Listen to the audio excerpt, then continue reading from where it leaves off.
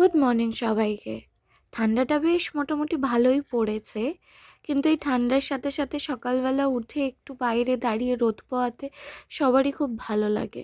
আর তার সাথে সাথে আমাদের নিজেদের হেলথ কন্ডিশনও আমাদেরকে ভালো রাখতে হয় নিজেদের। সকালবেলা উঠে আমি সবার প্রথমে করে নিই ব্রাশ করে নিয়ে ফ্রেশ হওয়ার পর একটু গরম জল করে নিই। তার মধ্যে একটু পরিমাণে ঘি দিয়ে আর একটু গরম জল দিয়ে এটাকে আমি খেয়ে নিই। এটা তোমার স্টমাককে ক্লিয়ার করবে।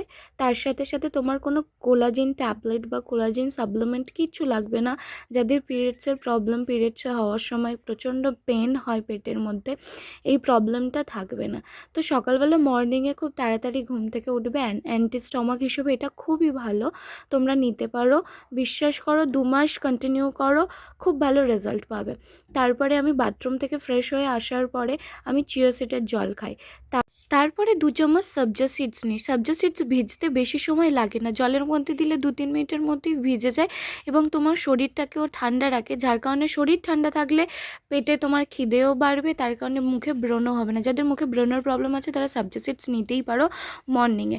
তারপরে আমি একটা জুস খাই, সেটা হলো লাল বিট, গাজর, কাঁচা হলুদ, আমলকি আর একটু আদা দিয়ে এই জুসটা খাই। এই জুসটা খেলে যাদের মুখে গ্লো নেই, অ্যাকনে প্রবলেম আছে, ডার্ক সার্কেল আছে, এগুলো খেতে থাকো, আস্তে আস্তে দেখবে তোমার স্কিন স্ট্রাকচার ভালো লাগবে। এরপরে আমি একটা কলা খাই, তোমরাও ফল খেতে পারো সকালে।